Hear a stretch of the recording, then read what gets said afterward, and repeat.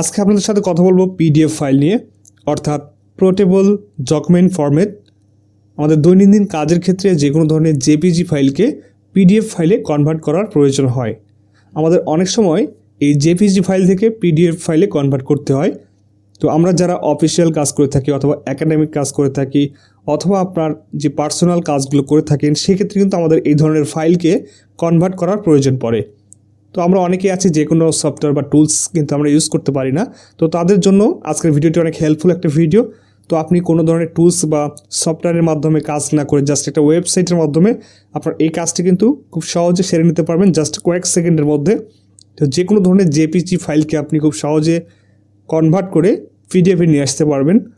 তো আজকের ভিডিওটি যারা বিগিনার রয়েছেন তাদের জন্য অনেক হেল্পফুল একটা ভিডিও। অবশ্যই পুরো ভিডিও জুড়ে থাকবেন এবং পুরো ভিডিওটি কন্টিনিউ করবেন, তাহলে কিন্তু এই বিষয়টি আপনি প্রপারলি শিখতে পারবেন। তো ভিডিওটি শুরু করার আগে ছোট্ট একটা রিকোয়েস্ট আপনাদের কাছে, যারা এখনও পর্যন্ত আমাদের চ্যানেলটিকে সাবস্ক্রাইব করেননি অবশ্যই সাবস্ক্রাইব করবেন। যারা অলরেডি সাবস্ক্রাইব করেছেন তাদেরকে অসংখ্য ধন্যবাদ। যারা ফেসবুক থেকে দেখছেন অবশ্যই পেজটিকে ফলো করবেন। তো চলুন শুরু করা যাক। Welcome back viewers. এই মুহূর্তে কম্পিউটার স্ক্রিনে চলে আসলাম। আসার পরে এখান থেকে যে কোনো একটি ব্রাউজার নিয়ে নিচ্ছি। নেওয়ার পরে এখান থেকে সার্চ বারে চলে যাব। তো সার্চ বারে আসার পরে এখান থেকে আমাদের যে বিষয়টি লিখতে হবে জেপিজি টু পিডিএফ, এটা লেখার পরে আমি সার্চ করব। তো সার্চ করলে এই ধরনের একটা ইন্টারফেস আমাদের সামনে চলে আসবে। তো এখানে অনেকগুলো ওয়েবসাইট পেয়ে যাব। এখান থেকে আপনারা যে কোনো একটি ওয়েবসাইটের মাধ্যমে এই কাজটি করে নিতে পারবেন।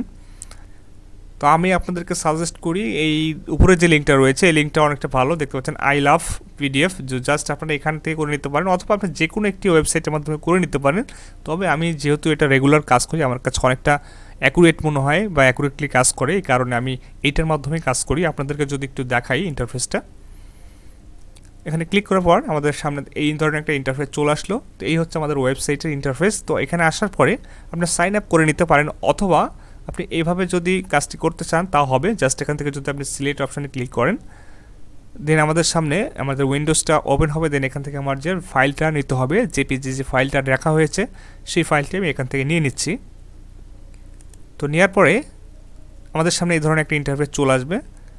আসার পরে দেখতে পাচ্ছেন এখানে পোর্ট্রেট এবং ল্যান্ডস্কেপ দুইটা অপশান রয়েছে। আপনারা এই দুইটার মধ্যে যে কোনো একটি করে নিতে পারেন অথবা আপনার পেজ সাইজ রয়েছে, এখানে মার্জিন রয়েছে, আপনি চেঞ্জ করে নিতে পারেন। তো এই হচ্ছে এখানকার অপশান। দেন এখান থেকে যদি আপনি এখন এটাকে কনভার্ট করতে চান তাহলে কনভার্ট টু পিডিএফে ক্লিক করতে হবে। তো ক্লিক করার পরে একটু ওয়েট করবেন। ওয়েট করার পরে আমাদের সামনে ডাউনলোড বাটন আসবে। দেন এখানে ক্লিক করবেন, আমাদের পিডিএফ ফাইলটা ডাউনলোড হয়ে যাবে। এখন যদি আপনাদেরকে এই ফাইলটা আমি দেখাতে যাই তাহলে আমি এই ফাইলটার উপরে ক্লিক করছি। এই হচ্ছে আমাদের ফাইল। খুব সহজে কিন্তু আমরা ডাউনলোড করে ফেললাম। এইভাবে কিন্তু আপনারা যে কোনো ধরনের জেপিজি ফাইল পিডিএফ ফাইলে কনভার্ট করতে পারেন খুব ইজিলি। তো আজকের ভিডিওটি এ পর্যন্তই ছিল। ভিডিওটি যদি একটু ভালো লেগে থাকে অবশ্যই একটা লাইক এবং একটা কমেন্ট করবেন।